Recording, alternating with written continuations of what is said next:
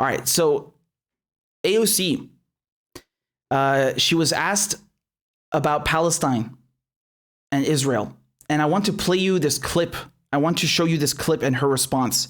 And there's a lot more controversy surrounding this clip, which we'll get to shortly. But first of all, let's just look at the clip and then we'll comment, okay?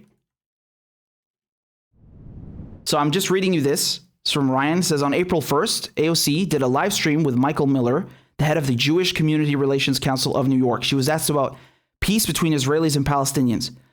Her response was incredibly underwhelming, to say the very least. All right, let's listen to it.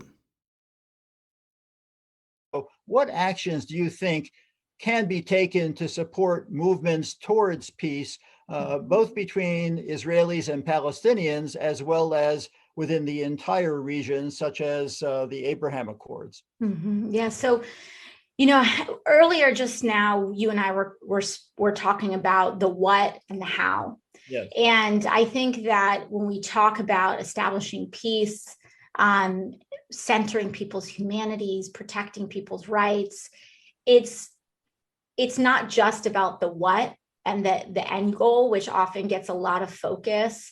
But I actually think it's much more about the how and the way that we are coming together and how we interpret that what and how we act in the actions that we take to get to that what. And so what this really is about is that it's a question more than anything else about process. And so we really need to make sure that that we are valuing a process where all parties are respected and have, a lot of equal opportunity to really make sure that we are negotiating good faith, et cetera. That being said, I think that there's just this one central issue of settlements, because if the what that has been decided on is to state, then the action of settlements it's not the how to get to that what. And so, I think that that's a central thing that we need to make sure that we center and that we value Jewish and rather we value Israeli, we value the safety and the human rights of Israelis. We value the safety and the human rights of Palestinians in that process that is similar and that on equal footing. And so all of that is extremely important in that process.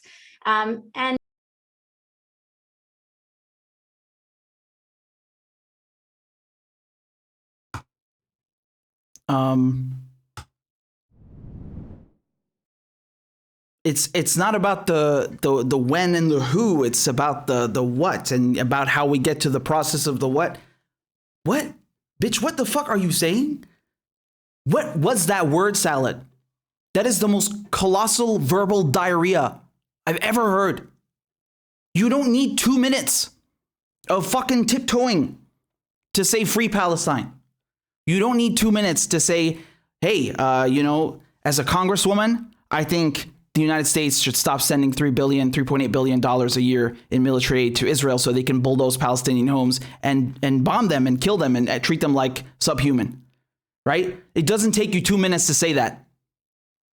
What was this word salad? What was that?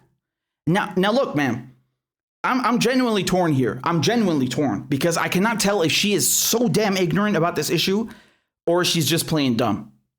And to further explore this, let's look at how AOC answered this question or the Palestinian issue in the past. Okay. Now, you remember in January when you had the speakership vote for Nancy Pelosi coming up, I showed you an interview with The Intercept between AOC and Glenn Greenwald, right? Shout out to Glenn. And he asked her, what do you think about having new leadership in the Democratic Party? Would you vote to elect Nancy Pelosi, right? And in that same interview, and I said this at the time, her answer about Palestine was great. So let me play that to you again. Again, she did take more than 2 minutes to answer, but it was a good answer. And I want to play the whole thing, right? So credit where credit is due. But we have to understand that, this is a different AOC we're dealing with. And so in order to show this to you, you need to hear it for yourself. So let's go through it, okay? This is from June 12th, 2018. Look like. So let me just switch gears a little bit. Last month, the Israeli government shot more than 1,000 peaceful unarmed protesters in Gaza, killing hundreds of them. And on May 14th, at the height of that attack, you posted the following on Twitter. You wrote, quote, "This is a massacre," meaning the Israeli military shooting of Palestinian protesters. And then you wrote, quote, "I hope my peers have the moral courage to call it as such. No state or entity is absolved of mass shooting of protesters. There is no justification.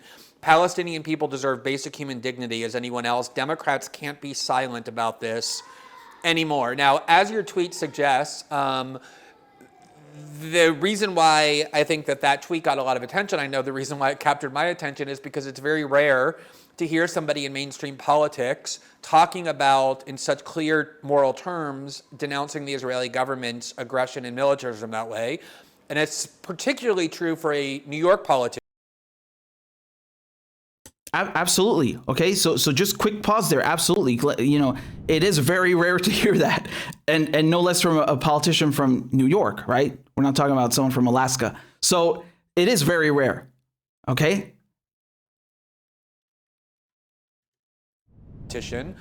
Where the idea has always been that it is political suicide not to be unyieldingly loyal to the actions of the Israeli government and supportive of it. So I just wanted to ask you two questions about that positioning that you made.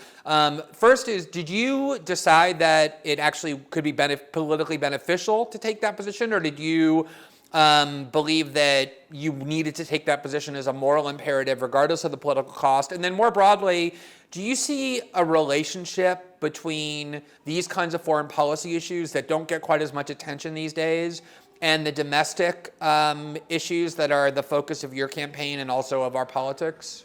Yeah, to answer your first question, I think that really where that came from for me is my background is as an educator, an organizer, and an activist. And I think I was primarily compelled on moral grounds because I could only imagine if 60 people were shot and killed in Ferguson, or if 60 people were shot and killed, you know, in the West Virginia teacher strikes. The idea that we are not supposed to talk about people dying when they are, you know, engaging in political expression just really moved me. And running for office, seeing like the silence around this issue has been, you know, a little interesting to me. You know, a little bit about my background as well. As I mentioned before, my family's from Puerto Rico. And so Puerto Rico is in the United States. It is a colony that is granted no rights, that has no civic representation. And if 60 people were shot in protest of the United States negligence in FEMA and kind of keeping us on that island, I couldn't even imagine if there was silence on that. But also, I think that politically and domestically, I think that in the same way, that the same lens that I've looked at it, people I think are separating the actions and the status of Palestinians from even like the greater, I think, geopolitics of the area. I think people are starting to just look more at the state, the humanitarian state of Palestinian people through a humanitarian lens. And, you know, people say like in New York City, this is political suicide and so on. But also I had a lot of my own constituents thanking me for taking that position. And I have a very large, you know, New York 14 is the most diverse district in America. We're very happy to. Right. So, I mean, I think you get the idea, right? I think AOC from 2018, she's not mincing any words. I read her loud and clear. And this is specifically because of things like this, that, you know, people believed in her. They had high hopes. And Yeah, I mean, perhaps it was too naive of us. Perhaps it was too naive. But again, this is particularly, as Glenn correctly points out, this is really like a perfect litmus test because, you know, you just ask an American politician or any politician where they stand on the Palestinian issue. And I mean, in 1 second, you're going to immediately know their stance on foreign policy, on imperialism, on human rights. It really is a good question. It's a really important litmus test.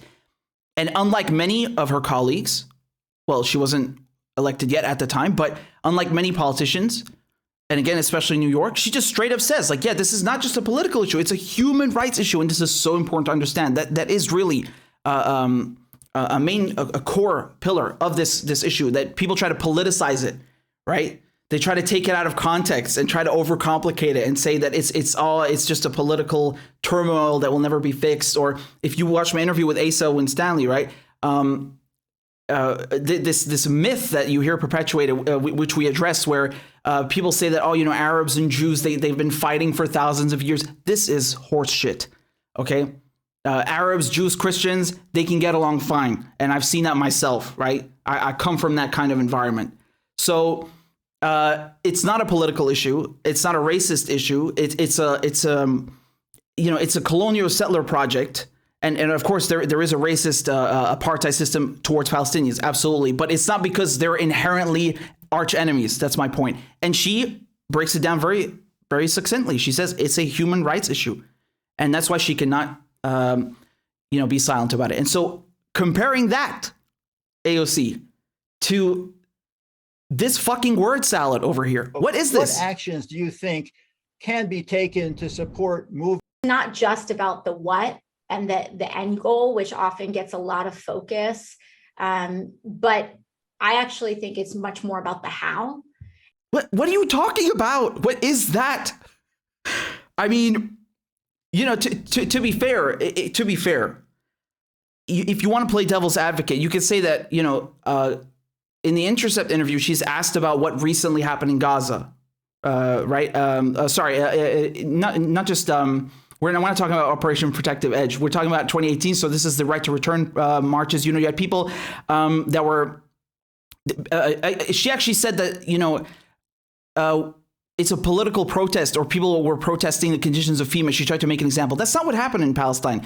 The people who were protesting in the right to return marches in 2018, 2019 just wanted to go home. Right? That was it. They weren't just protesting the conditions they're in, which are appalling, but also they just wanted to go home to their homes, their fathers' homes, right? Their mothers' homes, their grandparents' homes, right? My cousin Roni, who's been on the show many times, right? His grandfather was kicked out of Palestine. So many Palestinians had to flee, and their homes were taken from them, stolen from them. And that's what those marches were about. And so just going back to my point, you could say that, okay, at the time it's very clear for anyone to read the papers and see that, they're just shooting unarmed protesters. And in this question over here, right, that was just filmed a few days ago on April 1st, how fucking fitting, April 1st. She's asked, what do you think is the solution for peace? And that, of course, that's whoever can answer that, be my guest, right? You'll win a Nobel Peace Prize. I mean a proper one, not an Obama Kissinger one. So yeah, okay, you could argue that's a tough question, but for God's sake, man, I mean, you're not leaving much room here to give her the benefit of the doubt, because we just listened to her. She seemed to know exactly what's going on. It's a human rights issue. And she's a U.S. Congresswoman, and no less from New York. How can you not know about this issue? It's not just a foreign policy issue. It's a domestic issue as well. One of the most powerful lobbies in the United States is AIPAC. She knows this. I tell you this so many times. She's one of the smartest people in Congress. And I really mean that. I believe that.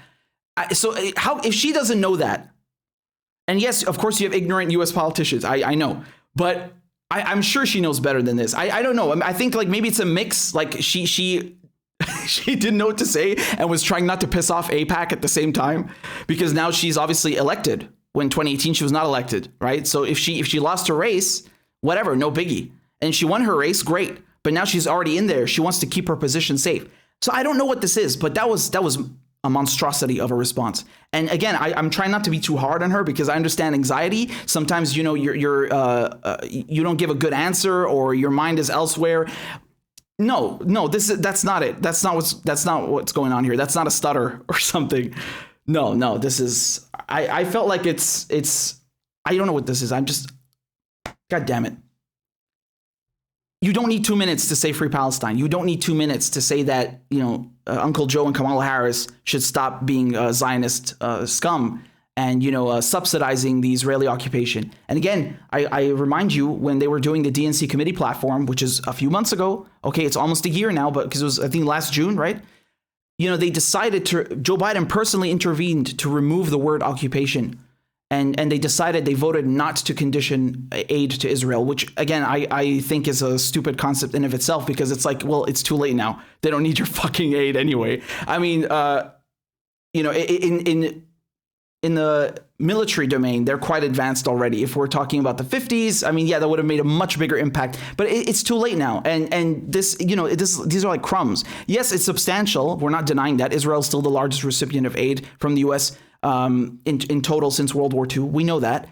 But, it wouldn't have the same impact. And again, it's the way they condition it. Like, who's going to decide what's a human rights violation, right? Do you think they're going to stick to that? And they always condition it.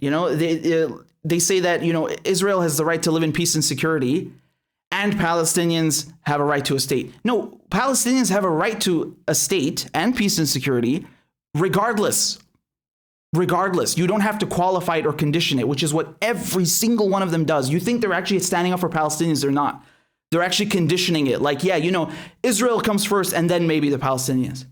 Really? Where's the Palestinian state? Like, I don't just want you to condition aid to Israel. Where's the Palestinian state? Why are you blocking that at the UN? What is this? They're not going to fight for that. So anyway, man, this was a fucking word salad. Goodness gracious. And what's interesting? Again, I just want to point out something to you, how, because I was talking with Asa, and we talked about Corbyn, right? Jeremy Corbyn, because he was smeared as an anti-Semite. Why? Because he stood up for Palestinians. And, there was this was several years, not just a year long, several years long smear campaign against him. And it succeeded. In the end, they kicked him out of the Labour Party. Right? Jeremy Corbyn, you have to understand, he comes into the Labour Party and he gets tons of young people to join the party. There's genuine enthusiasm, and it's a threat to the establishment, right? More than Bernie Sanders, because, I think it's more significant than that. And, this was a threat because the guy's anti-imperialist. And not just him, of course, the smear campaign. They tried to smear Chris Williamson, and they had this whole report about anti-Semitism in the Labour Party, and they just found 3 cases. I mean, you ask me, that's 3 cases too much, obviously. But it wasn't inherent, which is what they were saying. And they were saying that Jeremy Corbyn fostered a culture of anti-Semitism, one of the most anti-racist guys. It was a total smear campaign. And AOC, again, going back to my point, AOC, she got into big trouble for this because she expressed support for him, right? Let me just show you a couple of headlines, right? This is from Fox News. Quote, AOC slammed for backing UK anti-Semite Jeremy Corbyn's Labour Party. This is December 12, 2019, right? So this was during the elections, right? This is Times of Israel. And this is much earlier, by the way. After praising UK's Corbyn, Ocasio-Cortez notes anti-Semitism concerns, right? So this is when she got bullied into retreat. And you look at Jerusalem Post, Alexandria Ocasio-Cortez slammed for her call with Corbyn. So they talked on the phone, and this was it. Oh my God, look, you're conversing and fraternizing with an anti-Semite, etc. And again, these are just like the first 2 headlines that I found. If you go on Google and look this up, I mean, you're going to find tons of this, right?